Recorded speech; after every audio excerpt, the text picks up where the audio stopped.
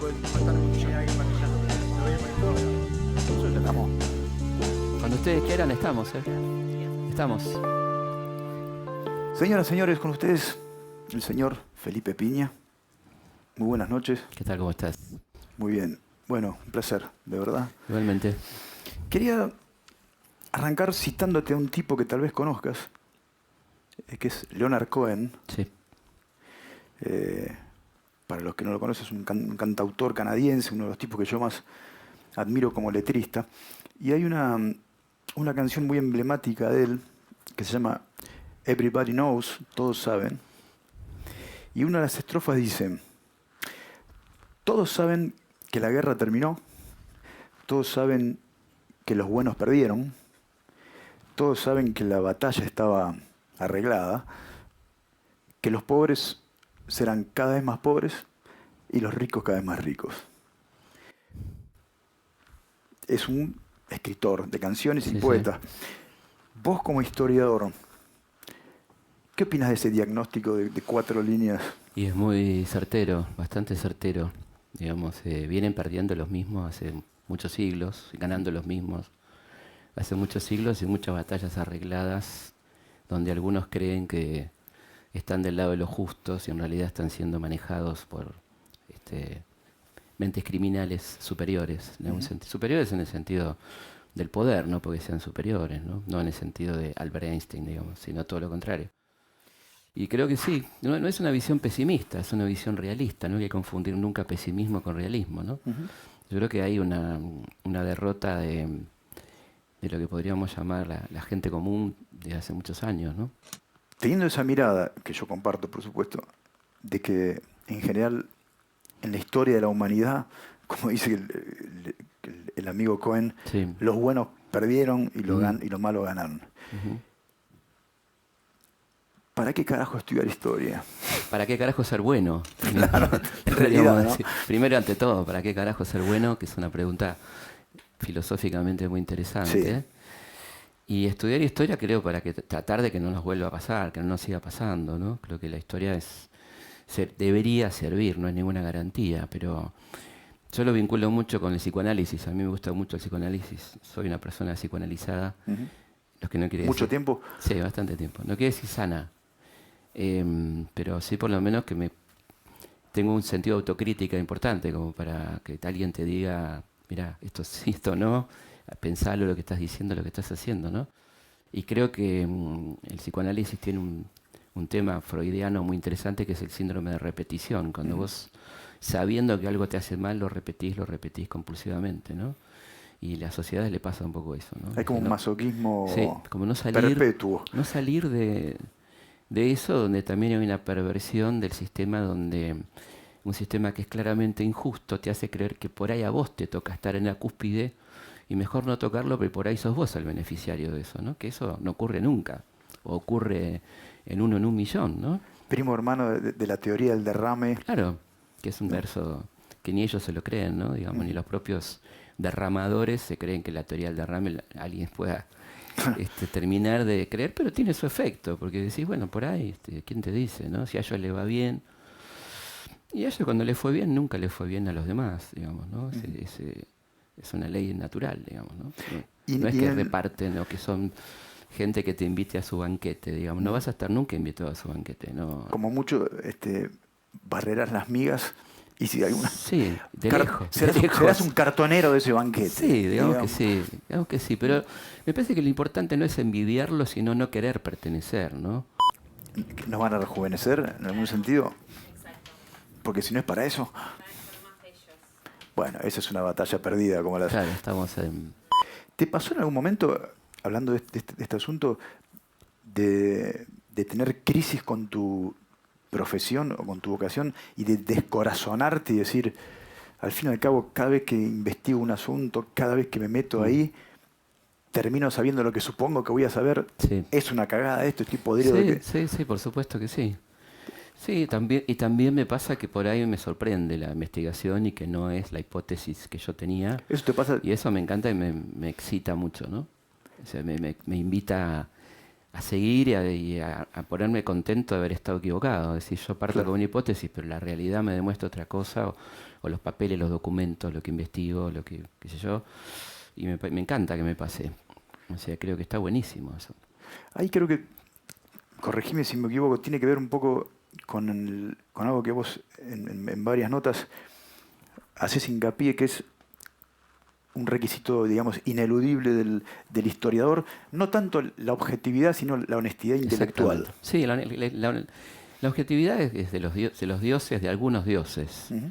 Parece ser que el dios judío cristiano, ¿no? Los dioses griegos no gozaban de objetividad, eran totalmente amorales, si querés. Ujú. No tenían el problema de ser justos, o ese problema que tiene el judío cristianismo, que no lo tiene la religión griega, por ejemplo, ¿no? Que mal llamado los mitos griegos, Ujú. en esta rebaja que hace la cultura judío-cristiana de que todo lo que no es judío-cristiano son mitos y leyendas, ¿no? Claro. La religión griega es una religión grosa y muy interesante, que tiene estas cosas, ¿no? De cierta humanidad que no hacía que un Dios tenga el requisito de ser justo, de no equivocarse, de ser falible, de ser cruel, de ser un montón de cosas que son los humanos también, ¿no? Como pasa con muchas religiones americanas, por ejemplo, ¿no? Entonces la idea de la objetividad, que es una farsa, porque nadie es objetivo y no está bien que lo sea, no, es imposible, porque vos opinás. Entonces yo creo que lo que sí hay que ser es honesto, equilibrado. El equilibrio me parece algo muy importante. Si vas a hablar de un periodo histórico, tenés que hablar de las cosas positivas y negativas del periodo. No puedes Ujú. ni exaltar ni hundir porque a vos te parezca que o no te cae simpático el personaje, ¿no? O salvo, por supuesto, periodos negros donde lo positivo escasea, Sí, es la difícil. dictadura, por ejemplo, ¿no? Claro. O el nazismo, qué sé yo. Y es una pregunta hermosa que me hacen los pibes. Yo voy mucho a escuelas a hablar con los chicos, algo que me alimenta mucho y me llena de mucha felicidad, ver cómo los pibes tienen esa frescura, esa capacidad de pensamiento, no sé si natural, pero muy fresca, ¿no? Y los pibes me dicen, ¿y dónde lo sacaste esto? Y después te tengo que creer. Claro. Es maravilloso, ¿entendés? A mí me encanta. Y yo les digo, bueno, primero no tienen por qué creerme, y segundo, lo que tienen que hacer es exigir a la gente que dice algo de dónde lo sacó. ¿De dónde saca esto que está firmando? ¿No? Y entonces le muestro cómo se trabaja un documento, cómo el documento tampoco es palabra santa, porque puede ser un diario subjetivo de un momento dado y tenés que contraponer a otro. Y es un laburo muy lindo con los pibes, donde la pregunta genial que todo el mundo debería hacer es ¿de dónde lo sacaste? Claro. ¿Por qué afirmás lo que afirmás? ¿No? Que se podría aplicar al periodismo tan tironeado que estamos viviendo, a la posverdad, toda esta cosa que es una construcción por fuera de la fuente, ¿no? Ustedes dicen todo el tiempo cosas que no tienen sustento, que son, no sé de dónde lo sacan, las cosas que dicen, ¿no? Entonces creo que como ciudadano uno tiene que pedir documento, así como la cana te pide documento, Claro. muchas veces sin ningún motivo, el ciudadano con más razón y con más derecho debe pedir documento. ¿Y usted por qué dice esto? ¿Por cómo afirma? ¿Dónde sacó esto? ¿Un político, un funcionario, Un periodista. ¿no? periodista? ¿Y usted Porque por qué me- pensaba que hoy en día, en una época tan brava, a ese nivel y tan álgida, ¿no? Sí. Y ya que nombraste recién a la posverdad, que me pregunto, la posverdad no es algo que existe a partir de hace No, 3 meses. no. Parecería que eso existe hace 3 meses, ¿no? No, mirá, Pero- vos sabés que, perdón que te interrumpa, pero no me quiero olvidar de nuestro padre del aula, Domingo Faustino Sarmiento, en el prólogo de la segunda edición de Facundo, ya derrotado Rosas, dice, porque Vicente Fidel López le hace una crítica muy dura históricamente al libro, donde dice que él falsea la verdad, que le faltan datos, que miente directamente, ¿no? En lo que está diciendo, en muchos aspectos, a pesar de ser del palo unitario, López, ¿no? Y Sarmiento le dice, sí, es verdad, he mentido, pero he mentido por una buena causa, ¿no? Inauguró la posverdad. Exactamente. Claro. Entonces esta idea de lo que el querido maestro Humberto Eco llama la noticia deseada, ya en la década del 90, ¿no? Es esto, es desear que la noticia que a mí me gusta que sea Ocurra. Y ocurra. entonces hacerla ocurrir. Exactamente, hacerla ocurrir. Porque en definitiva hay muchos ejemplos de noticias que se convierten, noticias falsas que se convierten en verdad. Por ejemplo, el boicot a Salvador Allende, cuando estaba esa campaña de Estados Unidos para voltear a Allende, el diario El Mercurio, que fue el diario que prácticamente concretó el golpe desde la prensa, decía faltará el azúcar y la carne. Ujú. No faltaba, pero claro, la gente leía eso, que iba al supermercado y hacía faltar el azúcar y la carne, ¿no? Claro. Es decir, que ya se convierte en verdad una falsedad, ¿no? Claro. O sea, ya se concretan hechos, ya el periodismo produce hechos, ya no los comenta ni los anoticia, sino que los produce, lo cual es muy grave. ¿Y cuál es el antídoto que hoy día se puede tener al respecto de eso? Quiero decir, el tipo de a pie, Yo creo que que primero, está todo el tiempo a merced de eso, ¿no? primero de esos que- dispositivos. primero hay que frenar la incontinencia, ¿no? Esta idea del retweet, de quiero ser el primero que retuiteo en la pelotudez, ¿no? Y creo que no te beneficia nada, ¿no? Si vos ni sabés quién lo dijo, por qué lo dijo, si es verdad, pero a vos te gustó y lo retuiteaste y te hiciste parte de un dispositivo que está armado para que eso pase, ¿no? Ujú. Entonces, primero la cautela, decía, ¿vos ¿en qué te beneficia ser humano anónimo o no anónimo, querer tener una primicia de un hecho que ni sabés si ocurrió, si no ocurrió? ¿Qué tiene que ver con vos? ¿Por qué? Y lamentablemente eso es un poco lo que está pasando, ¿no? La idea de yo lo vi primero, yo te lo conté primero, no sé, qué sé yo, bueno, que tiene que ver con la alimentación también de los egos, Ujú. que son un poco el eje de ciertas redes sociales, ¿no? Yo en Miami, yo en no sé qué, y al otro qué carajo le importa, ¿no? Sí. Que vos estés en Miami o que estés, no sé, no entiendo qué le pasa a uno cuando pone una foto exhibicionista, digamos, ¿no?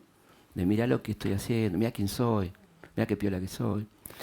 Yo creo que en un punto los tipos que diseñaron, inventaron y diseñaron las redes sociales, lo único que hicieron fue darse cuenta de algo que es tan patente, que es no nos gusta estar solos. Claro. El terror Exactamente. básico del ser humano es Sí. morirse y Ujú. quedarnos solos, ¿no? Y la otra cosa, nos encanta juzgar a los demás. Claro. Somos jueces natos. Y las redes sociales te permiten, además, ser un jurado, primero gratuito, Anónimo. segundo anónimo, Anónimo. y además con mucho tiempo libre. Totalmente. Es que- Yo creo que la clave está en el tiempo libre, la soledad, la venganza, un tipo que se siente agredido, que si soy, pero no por ese personaje, sino por el mundo, y se toma venganza atacando impiadosamente, descalificando, etcétera. Particularmente en Twitter, ¿no? Que es la red más asesina probablemente, y la más nociva. No quiere decir que no tenga cosas interesantes y que sea un medio de comunicación muy válido, pero es un lugar donde pasan esas cosas, ¿no? Y yo creo que antídotos sí, es difícil porque el poder es muy grande, pero yo simplemente como humilde consejo, no se apuren, ¿no? Ujú. Que es clic, ¿viste? ¿Hay épocas más veloces que otras? Sí, claro, sí, hay una aceleración de los tiempos. Esta es una, claramente. Y sí, la gente, vos sos más joven que yo, pero yo me acuerdo, en mi infancia los tiempos eran otros, era el tiempo de la pelota, de la calle, No, eso, claro, ni de hablar, la leche. qué Pero sé te digo yo. en términos de acontecimientos Sí, históricos. sí, no, pero iba a poner eso como ejemplo para ir al transcurso del tiempo donde la gente vivía cartas que tardaban entre Claro. ir y volver 15 días, 20 días. La ansiedad estaba muy bajada porque sabías que... Y en términos históricos no hace tanto eso. Y no, por O sea, eso... antes del WhatsApp, antes de Claro, Internet. por eso, por ejemplo, Digo, se acortó el tiempo de crítica histórica que antes las grandes academias lo ponían en 25 años eso te iba a vista. preguntar. Y hoy en día se está trabajando, por ejemplo, en Europa en cátedras de historia inmediata, ¿no? Que, por ejemplo, ¿Se llaman así? Sí, trabajan la guerra de Siria, que lamentablemente está ocurriendo en este momento, con un contexto histórico, ¿no? ¿Qué tiene para decir la historia de lo que ocurre en este momento? O sea, como historiar el presente. Historia del presente, con un contexto, ¿no? Y un background interesante, pero, por ejemplo, la historia de Oxford, que se va renovando, es una colección que se va renovando, termina el último tomo, qué sé yo, en 2016, Ujú. hablando del 2016, ¿no? Y eso no tiene riesgos metodológicos, Sí. riesgos de precisión. Me Sí, imagino. básicamente tiene un problema de que quizá cuando tenés un poquito más de, yo diría 5 años, 6 años, un poco más de producción bibliográfica, un poco más de investigación, de ratificación de sucesos. Claro. Eso es lo que lo hace, lo único que justificaría lo que llama la profilaxis histórica, ¿no? De dejar pasar un periodo en ese sentido, pero no porque no pudiera uno hablar de lo que pasó el año pasado, digamos, ¿no? Ujú. Pero te va a servir un poquito más de contexto, un poquito más de espacio, pero no porque no se pueda, porque el historiador tiene que estar distante, ¿no? Como si el historiador no fuera un ciudadano al que le pasan las mismas cosas Claro. que a todos los demás. Y sería el único personaje de las ciencias sociales que no podría opinar del presente. Claro. Sí puede un antropólogo, sí puede un sociólogo, sí puede un politólogo, pero no un historiador, ¿no? Medio ridículo. Sí. Pero sí está bueno esto de un tiempo de distancia para que tener más elementos de análisis, ¿no? Sobre todo porque lo nuestro tiene que ver con el pasado, entonces quizá por ahí. Y en términos, estoy pensando si esa velocidad, si ese apuro. Me acuerdo de un libro de Barico Sí, que se llama Los Bárbaros, sí, un libro de ensayo, sí, sí. que el tipo, como a grosso modo, creo recordar que hace un diagnóstico que es el siguiente. La gente hoy día, las nuevas generaciones, los tipos que son nativos digitales, Sí. nosotros somos turistas Nativos, digitales, sí, claro, ¿no? somos nativos del libro. Sí. Claro, ellos son nativos digitales y que entonces un poco la hipótesis de él es gente que tiene mucha superficie, sabe de muchas cosas, eh, muy rápidamente sabe de todo, pero hay poca tendencia a historiar justamente, Sí, a la a la profundidad, profundidad. digamos. Sí. Me pregunto, ¿cómo se debe enseñar entonces historia hoy en día? ¿Cómo le enseñas historia a un pibe de 15 años para que entienda que la historia tiene una importancia, que no apurarse y que ir para atrás? Porque es algo hasta incómodo para los pibes, siento yo, ¿no? Sí, ¿A quién absolutamente. carajo le importa lo que pasó? Por supuesto, Lo pero, importante es el pero presente y lo que viene. tienen algo de razón, ¿no? Sobre todo cuando se les cuenta una historia que no tiene nada que ver con ellos. Una historia de horarios, de batallas, de personajes Claro. perfectos.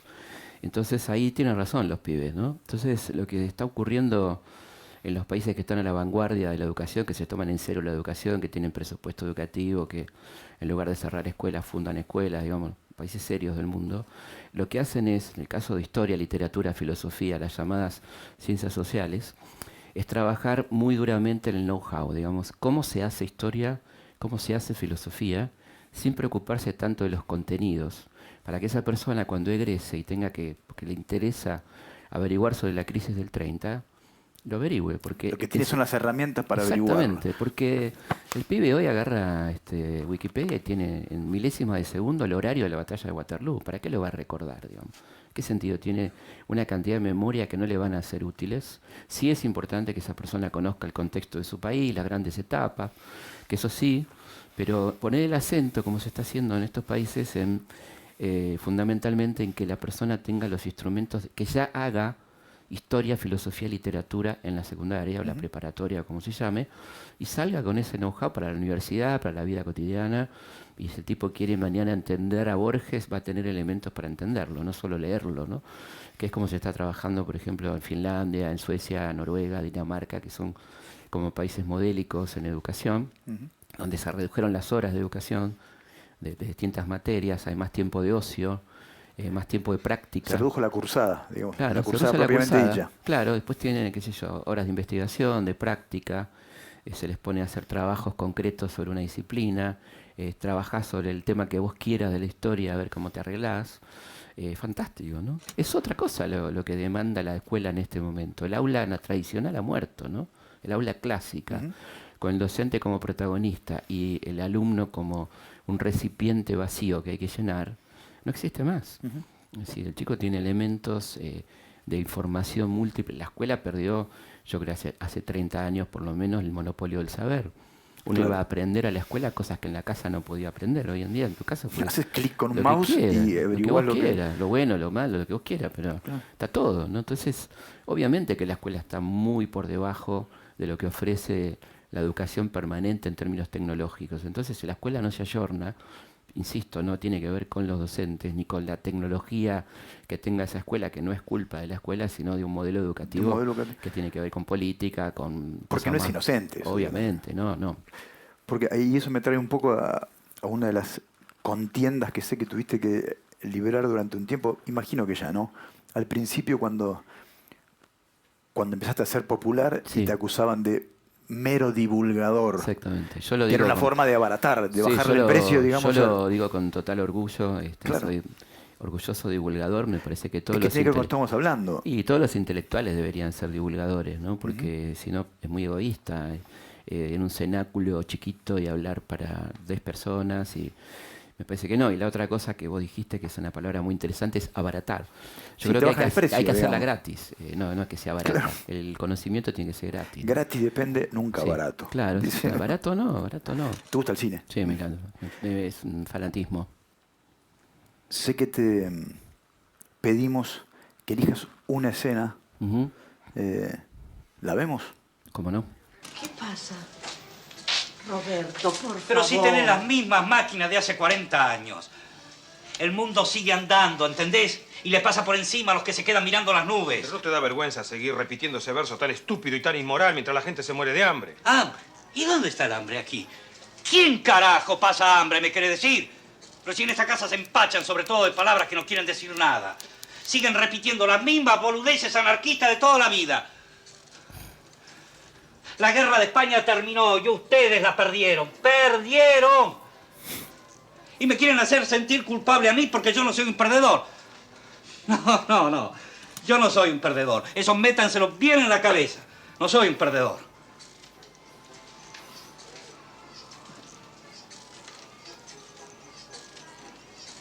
Y esta otra guerra. La guerra que ganaste vos con los de tu bando. ¿Quién la perdió? ¿Sabés quién la perdió, hermano? Los pibes. Los pibes como los míos. Porque ellos van a pagar los dólares que se afanaron. Y los van a tener que pagar no comiendo y no pudiendo estudiar. Porque vos no vas a pagar, claro. ¿Qué vas a pagar vos? Si vos no sos un perdedor. Oh, tremendo, ¿no? Me lo veo y me sigo emocionando. La verdad historia que- oficial, año 83, 1986. 86. Sí. Y pensar que hay gente que cree que la grieta también, digamos, es de hace 4 meses. Sí, yo creo que es una de las escenas más didácticas Tremendo. de la historia del cine nacional. A mí me la veo, me emociona, aparte verlo a Caviglia, ¿no? Con esa dignidad de anarquista español. Tremendo. Y bueno, una maravilla, ¿no? Qué sé yo. Entonces, ¿cómo el cine puede servir, ¿no? para enseñar? Con tan pocas palabras en un diálogo de una familia, bueno, impresionante. Me hizo acordar un poco las películas italianas, Sí. como al... Totalmente. A Marcor. Claro. Sí. No, 80, bueno. Me acuerdo que Puenzo era el director, pero no me acuerdo quién era el guionista de la película. Era Aida Bornik. Aida Bornik. Aida Bornik. Y Ah. junto con Puenzo, ¿no? Fue una película que siempre Luis me cuenta que fue muy difícil filmarla porque estaban terminando la dictadura cuando empezaron a trabajar en el guión y todo eso, estaba todo muy fresco, ¿no? Y fue una película impresionante, ¿no? Que cuenta un poco de la historia de abuelas y esa lucha Ujú. tan impresionante. Y qué actores también, ¿no? Porque Impresionante. Alterio y Hugo Arana, que es... Impresionante. Tremendo. Norma Leandro, que es... Claro, Bueno, la primera película que ganó el Oscar, ¿no? claro. Mm. Muy bien. ¿Quién de todos ustedes quiere hacerle una pregunta al señor Felipe Peña? El muchacho de saco azul. Bueno, muchas gracias. Señor Felipe Piña, ¿cómo quiere que lo recuerde la historia? ¿Qué tenés para contestarle al muchacho? No, creo que me gustaría... Siempre uno quiere que lo recuerden, por supuesto. Sería mentiroso decir, no, que no importa. Y me gustaría que me recuerden como alguien que intentó que la gente se enamore de la historia, ¿no? Como eso. ¿Mm? Con eso me alcanzaría. Estaría bueno.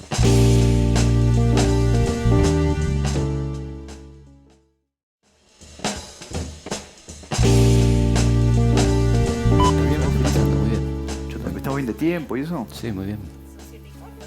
No, Sí. digo de material, si sirve. ¿Sí? A mí está... No sé qué piensan ustedes, lo van a ver Por- el programa. Por ahí me decís, de todo lo que dijeron, tenemos 7 minutos. No olvídate, no. Venimos bárbaro. Si tuvieses que mirar a cámara y mandar un mensaje para el 2050. Para el año 2050. ¿Qué diría? Sí. Y no sé, estaría complicado. Yo Vos que sos historiador, me estás dedico al acostumbrado a pasado. tratar con el Sí, pasado. La verdad que... No, les diría simplemente tengan piedad de esta época. Los que hagan la historia de esta época tengan cierta piedad de nosotros. Es una época demasiado Sí, tremendo. cruenta. Sí, muy dura, muy dura. Sí. Sí, mucha gente que la está pasando muy mal, la verdad que. Y de cierto... mucha pérdida de la autoestima, ¿no? Donde la gente no se está haciendo valer, digamos, ¿no? Me parece. ¿Tenés margen de maniobra para ser optimista? Sí, yo siempre... ¿Viste como dicen en la, sí, como yo decimos, siempre tus soy hijos, optimista. tus hijos qué edad tienen, perdón? 31, 26 y 8. Ok. ¿Tus nietos verán un país distinto? Yo espero que sí. Siempre fui optimista en los peores momentos. He pasado tremendos momentos de la historia argentina. He pasado mi adolescencia bajo la dictadura y siempre fui optimista, no con los gobiernos justamente, ¿no? Sino con la gente.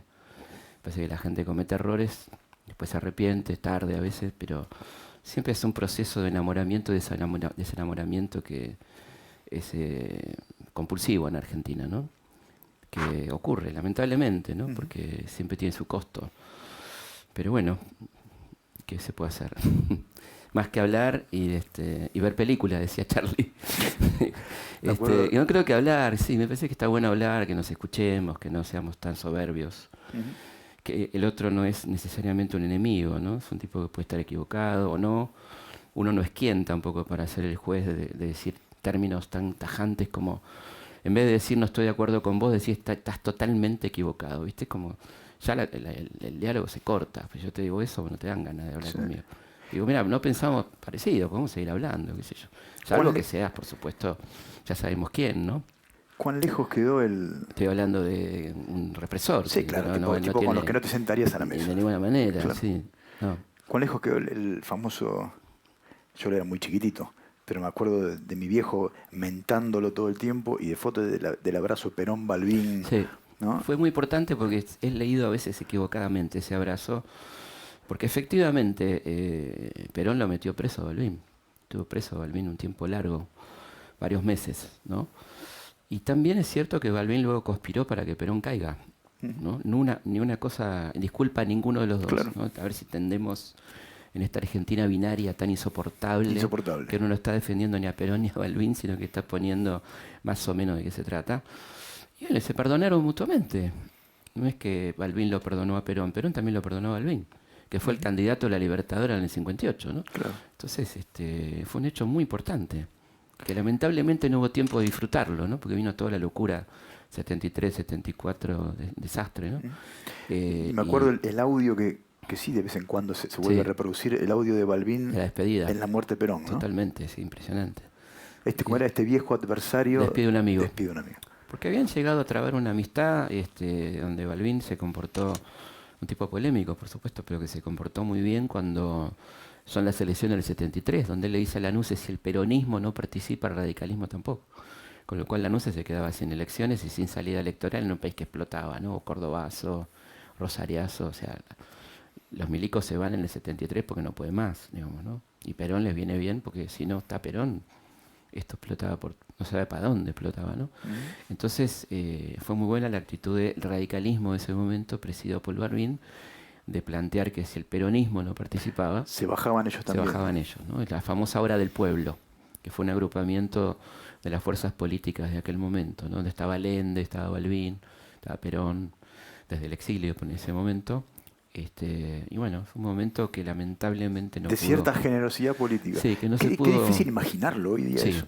Tremendo. Como... Y sí, hoy es una guerra de egos y de gente de muy bajo nivel en general, ¿no? Cuando uno ve los llamados programas políticos que son titanes en el ring, pero sin la gracia y la magia de Martín, es tirarse cosas por vos hiciste esto y vos hiciste lo otro, ¿no? Ahora, una propuesta no se le escapa a ninguno, ¿no? ¿Qué van a hacer con el país, con la educación, con la salud, digamos?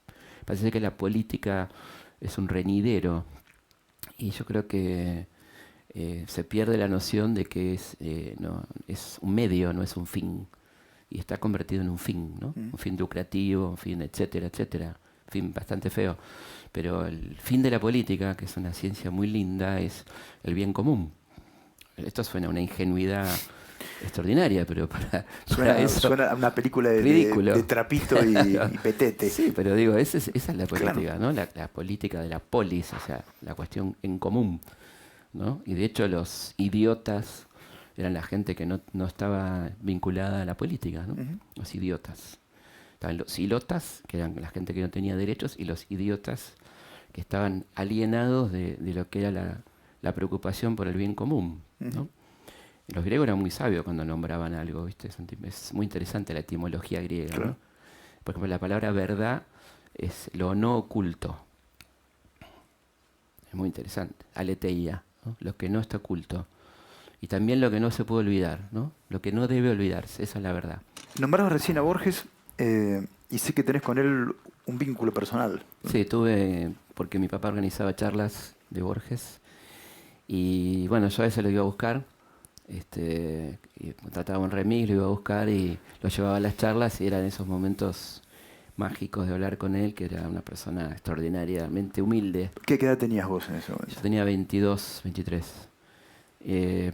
Y bueno, el tipo tan humilde que me preguntaba a mí cosas. Ajá. Yo estaba estudiando historia en ese momento y él me preguntaba y yo no quería hablar de mí, quería que me hablara él. Y él no le gustaba hablar de él. Hablaba mucho, sí, en todo caso, de sus personajes, ¿no? Claro. De Funes o de, qué sé yo, todas esas maravillas de tipo así. Y bueno, yo me parecía un premio de la vida, ¿no? Y era un tipo muy divertido, muy irónico, sumamente humilde, de una tranquilidad asombrosa. Y a mí, bueno, fue un momento luminoso para mí, ¿no? Yo siempre fui muy lector de él. ¿Y te dejó alguna sentencia así de esas que eran clásicas, esas frases? No a típicas? mí, pero sí pasó que lo acompañé a una charla en un lugar muy paquete de San Isidro y una señora le dijo, una señora muy, muy de San Isidro, le dijo, yo a usted lo admiro, Borges, porque habiendo sido siempre una persona pobre, llegó tan alto, realmente lo felicito.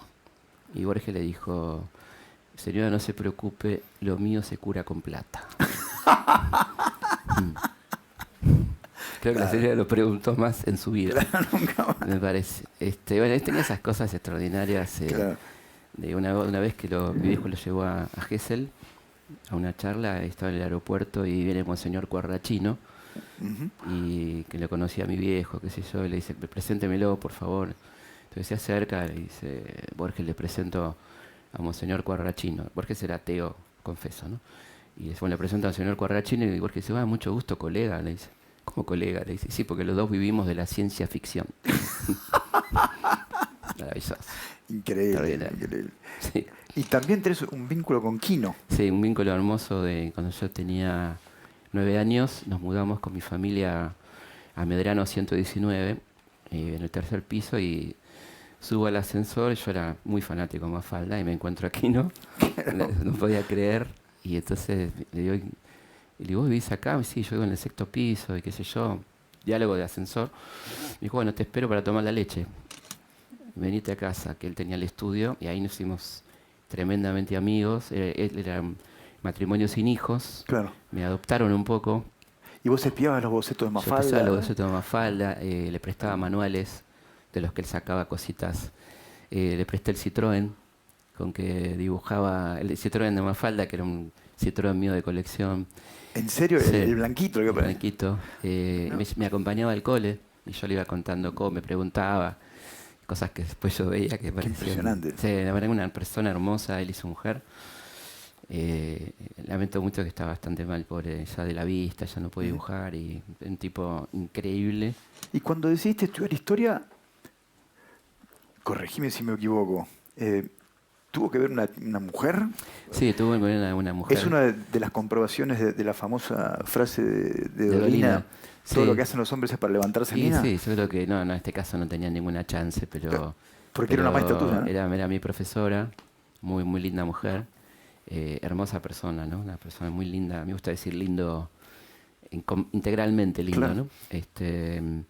Y bueno, fue una gran docente que para colmo fue el año 76 que la tuve, ¿no? Quinto año, y en aquel momento el ciclo lectivo comenzó con el golpe. El golpe fue justo cuando empezaban las A los clases. 15 días, ¿no? Un colegio muy castigado porque había sido un colegio muy politizado, el Nacional número 6. Y ella nos daba clase de una manera increíble, porque en ese contexto, cuidándose y cuidándonos dentro de lo que se podía decir en ese momento tremendo de la Argentina, y ella la verdad que nos hizo pensar, nos ayudó a pensar. Por eso a Giacometti, que siempre la recuerdo, y tuvo muchísimo que ver en mi elección, ¿no? ¿Y lo supo después? Lo supo, sí, tuve la suerte de agradecérselo. Justamente ella daba clases a la vuelta de Radio Mitre, el colegio que daba ahí, Y un día vino con sus alumnos, hicimos un programa en la radio, hermoso. Y bueno, lamentablemente falleció muy joven. Y siempre le estoy eternamente agradecido, ¿no? Una persona, hermosa persona. ¿Cuál fue tu última experiencia como docente propiamente dicha, digo? Bueno, En tuve 30 años entre el Carlos Pellegrini y la facultad. Muchos años enseñando Sociedad de Estado, que era una proeza porque me tocó la primera experiencia. Sociedad Era de una Estado. de las obligatorias del CBC. Claro, pero además explotó la matrícula después de la dictadura, que tenía Claro. una cuestión muy restrictiva, y yo tenía, por ejemplo, en una comisión 400 alumnos, y fue mi debut como docente. Yo me había recibido en el 84, debuté en el abril del 85, mi primera clase fue para 400 personas. ¿En qué sede? Me quería ¿Te morir, acordás? en Paseo Colón. Mirá. Me quería morir, la verdad me quería morir, no entendía cómo podía estar ahí. Y bueno, sirvió, qué sé yo, me gustó y la verdad que me encanta la docencia, me parece que es una cosa de las más lindas, en la medida que entiendas que hay otra persona del otro lado, ¿no? ¿Encontraste alguna vez en alguna de tus investigaciones oro en polvo? O sea, Sí, un mucho. dato que Sí. hayas dicho, Sí, sí, cosas que me vuelvo loco, porque hay un poco de detective en esto, ¿no? Entonces uno entra en un estado de excitación que no puedes parar, ¿no? Porque eso te lleva a una cosa y no dormir. Y me pasó con un libro que estaba perdido, supuestamente prácticamente inexistente, que era un libro apócrifo que escribió Carlos de Alvear en contra de San Martín, que lo hizo figurar como una autobiografía de San Martín, donde San Martín se autoinculpaba de crímenes horrorosos y actos de corrupción que nunca había cometido. Alvear era un tremendo envidioso de San Martín, un gran competidor político que con ese libro pretendía hundirlo políticamente, ¿no? Entonces ese libro nunca era citado como título, nunca estaba el contenido, y bueno, lo encontré.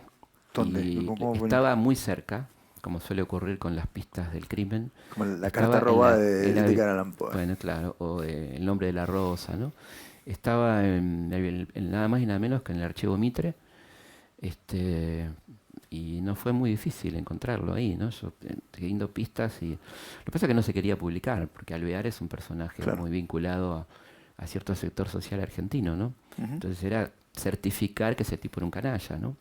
Y que tiene la avenida más elegante de Buenos Aires. Claro.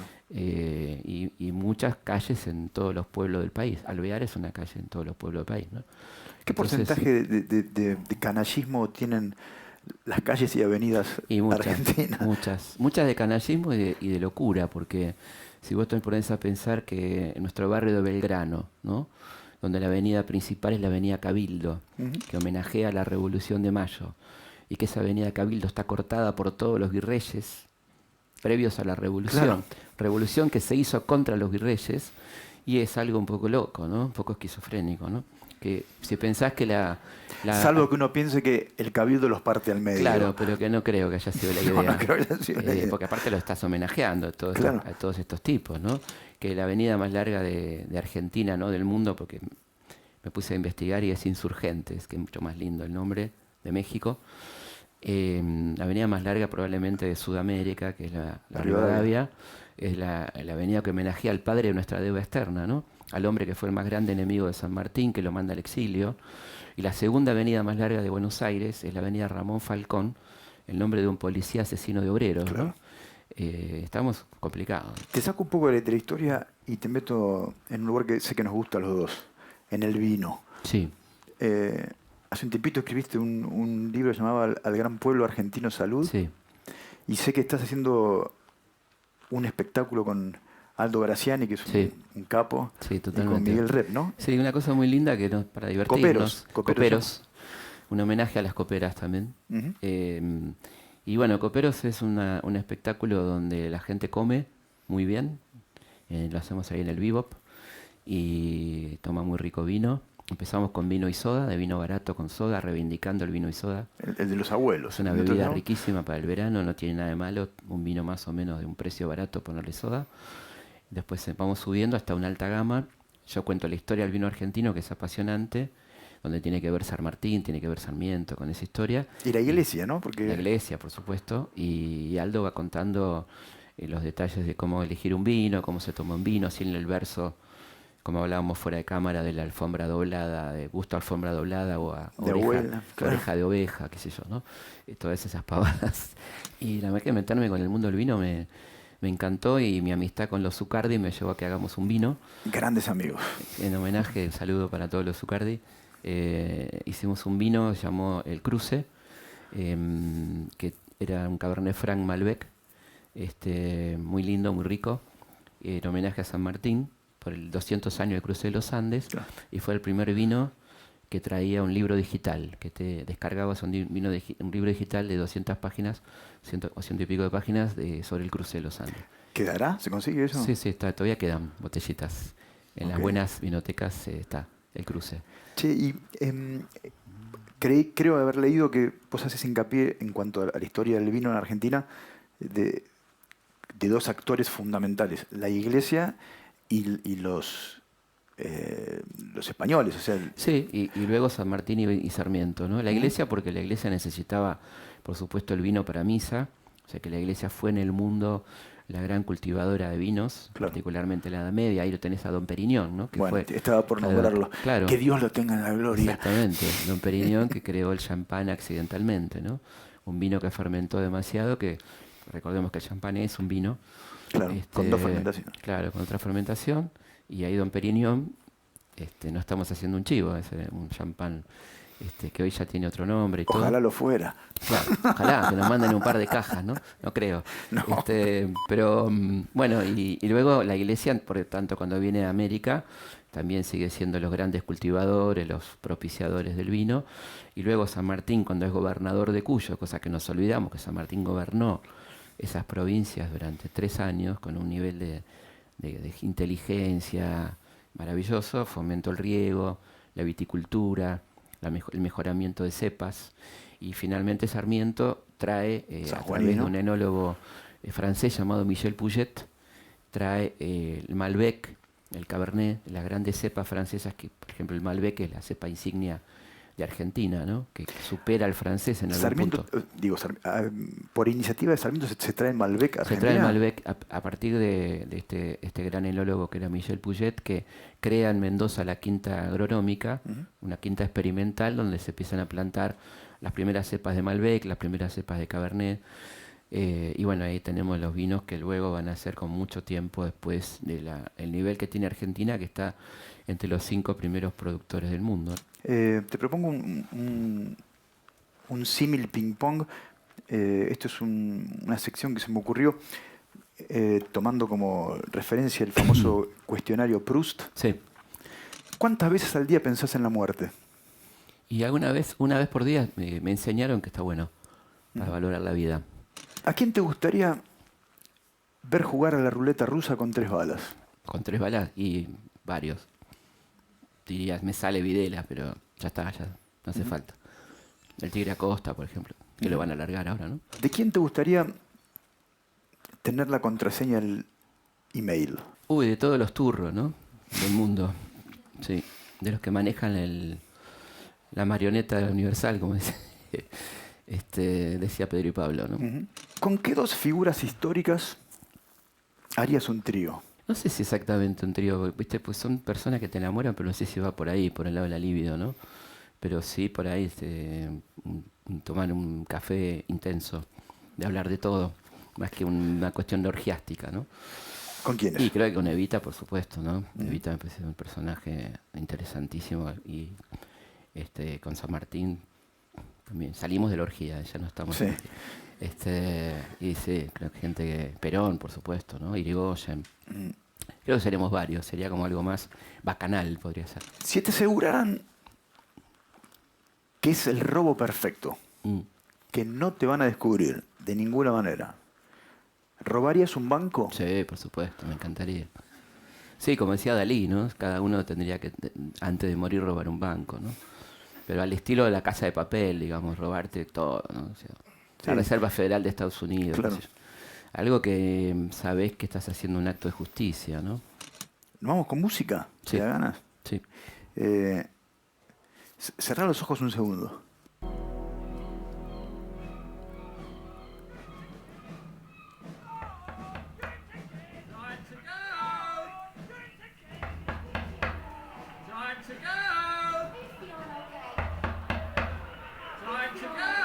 ¿Sabes qué es? ¿Lo elegiste vos?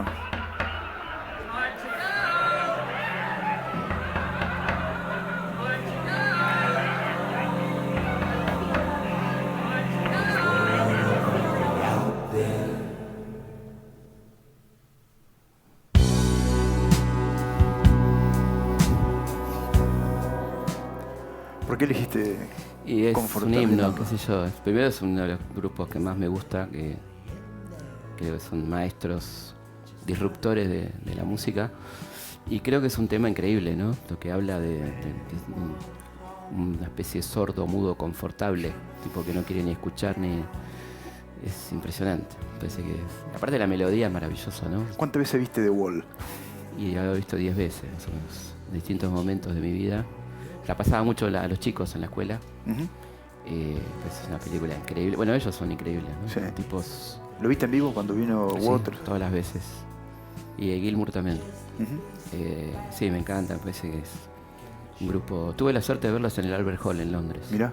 Sí, todavía bastante antes de la... Ay, no más de la separación. Antes. Y me parece que es, bueno, de las grandes cosas que tiene el arte, ¿no? Sí, tremendo. eso. Escucho, lo uso mucho para escribir, me lo pongo como fondo. Yo escribo con música. ¿Escribís con música? Sí. En general trato de evitar la música en castellano, como que me cuesta un poco más el Porque te inglés. distrae lo que el tipo Claro. te...